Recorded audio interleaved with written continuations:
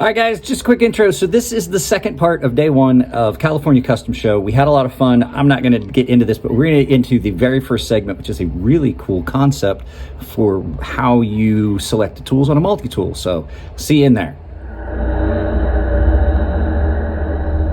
All right, we're with Sam and Jeff from Toggle Tools, and they've got some pretty cool stuff. You ever thought, like, I want a tool, like a multi-tool, that I could just like have a switchblade multi-tool and pick the different tools? Well, they designed one. So tell me about Toggle Tools, guys. Well, we didn't like how everyone else uses fingernails. Everybody does it. So we wanted to put an automatic button. We came from a game design background, so it's a bit like a video game. Okay, I can see that.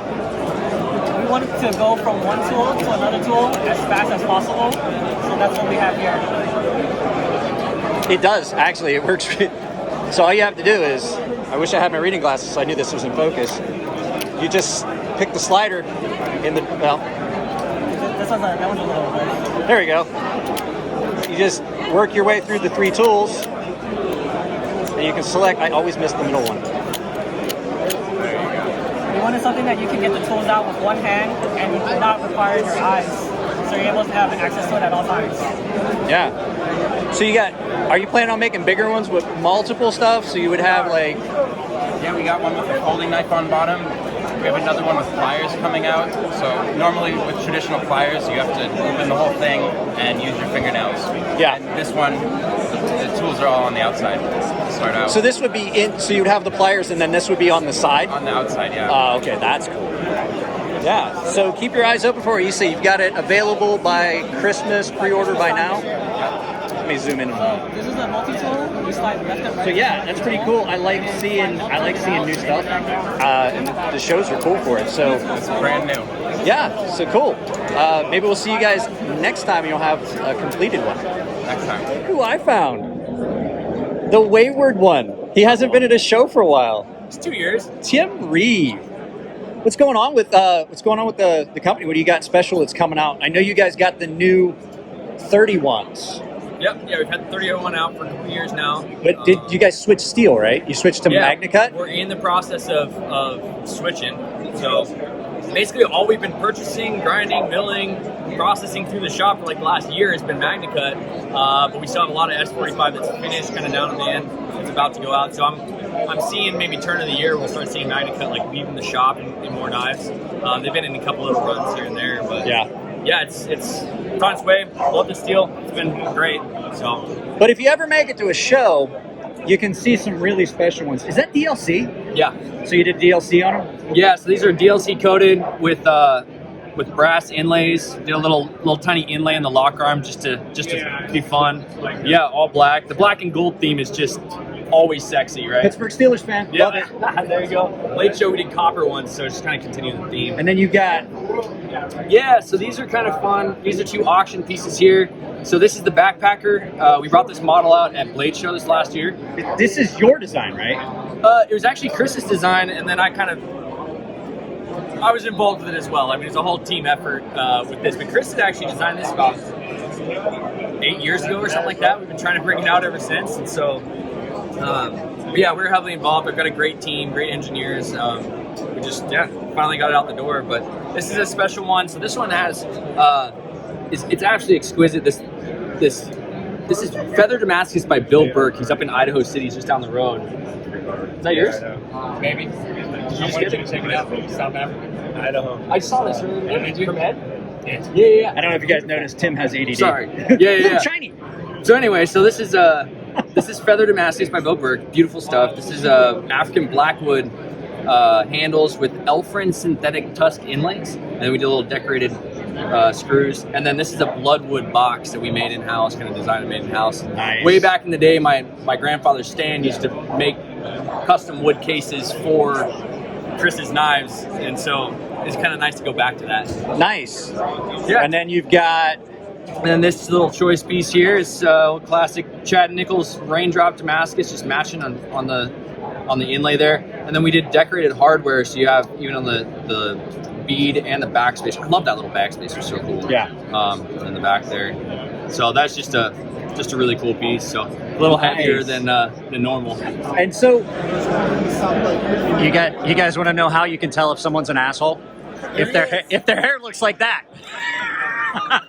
So we're with Nick and Tyra over here at Maverick Concept. If you guys are looking for them, you can find them here. So tell us what you got going on here. So I've kind of wrote a little bit for myself doing integrals, and for this show specifically, this is the V2 prisms that have inlays, underlays, and built-in over travel stops with the inlays. So a few upgrades since the previous models, but the feedback's been great so far. So. And they are beautiful. I like this one. I think of all the other stuff that's on your table, I like this one because it's simple. It's subtle, yeah. It's subtle. It's a little bit more of that. I like to call it the subdued cool. Like it's got that, like, you know, it's got all the bells and whistles, but it's a little bit more subdued. Yep. But if you want something crazy, what's the steel on this one? Mike Norris hybrid. Mike Norris hybrid. And is that mother of pearl? Yep. Inlays? Mother of pearl underlays. Underlays on the inlays. And then Zerk inlays. So inlaid and underlaid. That is ridiculous. These are gorgeous. It's a gorgeous knife. So do you guys do on the books customs, or do you only just do whatever you do and then it just gets sold? No, I have book orders too, but they're closed right now until I clear the rest of them out, and then they'll reopen then. Which, if you follow me on social media, you'll be notified when they open back up, so everyone has an equal chance. Yeah, guys, look at this. There's no way you're really, well, maybe it might capture it on this one. Of course, I like the matched thumb studs on that, where you get that iridescence on the thumb studs as well. Yeah. What material is that? Oil slick zirconium. Okay, yeah, that's cool. Yeah, so check them out. Like I said, here's the info. Check them out on social media. You can maybe get on Nick's books. This is a treat. We're at Lambert Knives, and this is like the third time that we've been. Hi, Sue. Photo bombing. It's like the third time that I've gotten a chance to come by the Lambert Knives table, and we've just never gotten to film. So, tell me about what you got going on. Well, for this show, the main theme is carbo tie. So I've got the black crosscut here, and the far one there, and some Westinghouse. I don't know why, but the Westinghouse always shows up neon yellow on camera. It actually, it's a bit of an orangish yellow. It is. It's like a butterscotch kind of yellow that it takes. Yeah. It's actually kind of a neat one because you can see the layering in the paper as well. Yes. Whereas the eyebright is just usually like pure white. So. Really? It's beautiful. Now, I can't remember. Are you making your own Damascus, or are you doing stock removal on? I'm doing stock removal. This year is all Damasteel, so I work a lot with Chad Nichols as well as various other. But I haven't made my own Damascus in 20 years. So. It's been a while. Yeah. So if you guys can find one, that's a rare piece. But these handles. So he was talking about these handles. These are really gorgeous. You get a different look to it than you get with a lot of the other carbon fiber. I like. Which one did you say this is? It's called Carbo Tie. Carbo Tie? Yeah, it is really. It's got a really good look to it. Man, that is a. Wow, we're bullshitting. Look at that blade. I've always loved the work you do on your knives. They're always beautiful. You always do a good job. And like anybody that asks why are they so much, I'm like, well, just fucking look at them. So. Thank you, sir. I appreciate it. I know it's busy, but I just thought we'd finally get some stuff filmed with you. Over at Artisan Cutlery. What do we got going on this year? Okay, so we've done most of our releases already for this year. CCKS was just kind of us coming with what we had from Blade West and some previous shows. We have some stuff coming up, and we're kind of in the midpoint of things not quite dropping, not quite ready, but we're going to have a whole bunch of protos come SHOT Show. But the things that have dropped in real winners. So why don't I bring you down this way here? Let us start on the far end right here.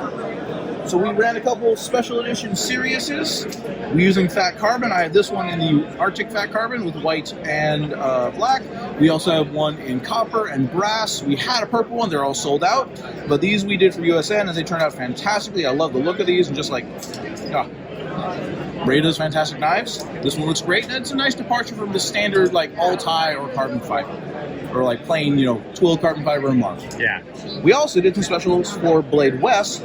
So our Pyrite, which is one of our official first button locks, technically the feldspar. We did a special edition with White Mountain Knives that had a button lock, but this is our first, in-house pulled-on button lock, and we decided to just dress it up for Blade West. So this one has a black micarta insert, black tie, beautiful button lock, S35, and is just really nice in the hand. Also, I love the clip on this one. It's plain old stick clip.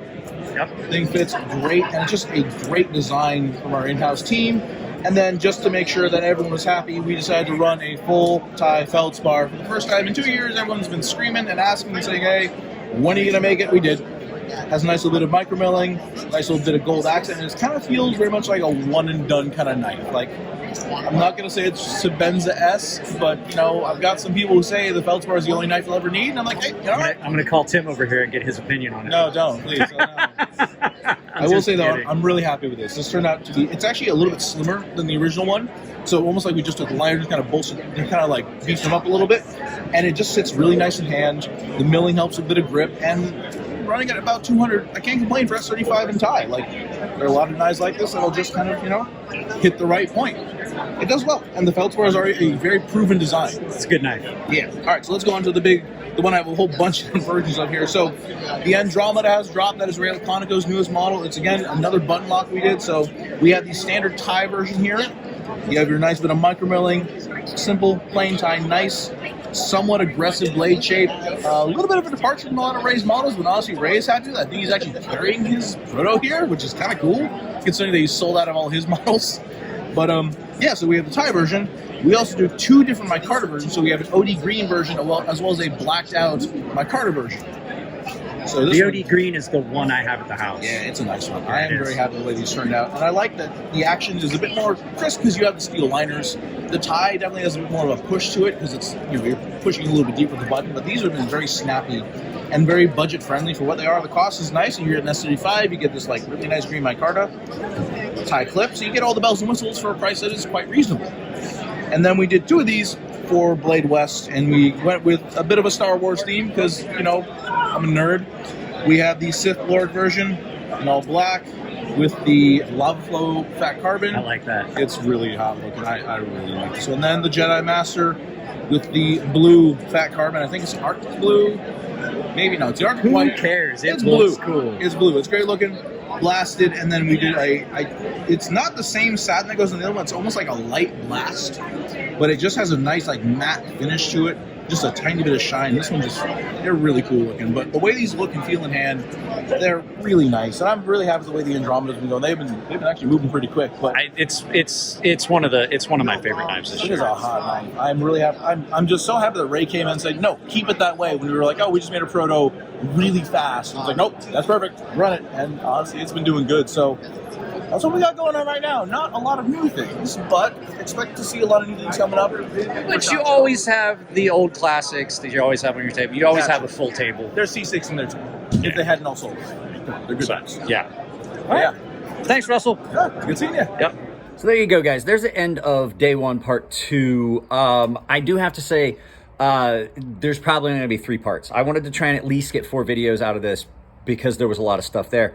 There was a lot of footage that the audio was horrible on because it was very crowded and it was very loud. Even on the videos you've seen, that was the best I could get. That was with vocal enhanced, that was with limiting other channels, that was with background reduction, all those things. So I don't think we're going to get a lot of footage. You may get to see if I play around and can fix some of the audio on some of the other files, you may get to see that. But and on top of that, there were a bunch of people that said we were going to film the next day, and then I came and they were like, they had just left. There was a sign. I was like, sorry, just didn't come today, things like that, because I think like some of them just decided to go to Disneyland because it was not going to be as big a day. So there you go, guys. That's the end of this part. I'm going to get the other one edited so you can have it up tomorrow. Today's Tuesday for you guys, Sunday afternoon for me. It just got back for the show, so I'll get it up. So if you like the videos, give them a thumbs up. Don't like them, give them a thumbs down. You know all that stuff. Use the affiliate links if you can do some shopping, and join the membership if you're going to get on those tier-based benefits. Get in on the Gilded server and buy some merch if you want. And so if it's your birthday, happy birthday. I love you all. See you next time. See you tomorrow with the rest of the show.